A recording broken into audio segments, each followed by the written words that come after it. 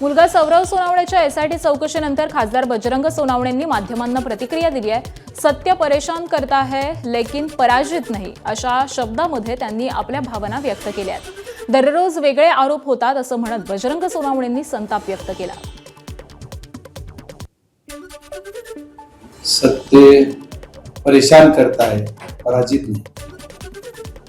त्यामुळे ही चौकशीचा भाग आहे। चौकशीला पूर्ण सामोरं जाणार मी सांगितलं आणि मी त्याला चौकशीला पाठवलं आणि पोलिसला जे लागेल त्या बाबतीत मदत करायला मी तयार आहे। काल एसआयटी पूर्ण दिवसभर रात्रभर माझ्या घरी होती। रात्री सकाळी पर्यंत एसआयटीची सर्व टीम माझ्या घरी होती। लोकप्रतिनिधी म्हणून माझी जबाबदारी होती वडिलांपेक्षा जास्त की लोकांना सत्य काय ते कळायला पाहिजे, म्हणून मी त्याला जाण्यास सांगितलं आणि ते 2 मिनिटात राजी झाला, तो गेलाय।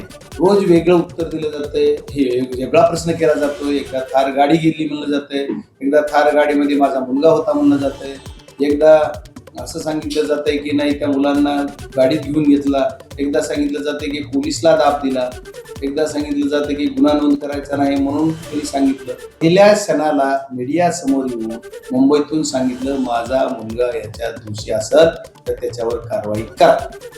बालपणापासून आता तो 22 वर्षाचा झालाय, त्यामुळे काळापासून पूर्ण व्हिडिओ काढा सोशल मीडियाला ट्रान्सलेट त्यानं दिसतं कुणाला रागावून बघितलेलं जर झालं ना तर मी स्वतः जिथं म्हणेल तिथं जर माफी मागेल। एबीपी माझा, उघडा डोळे बघा नीट।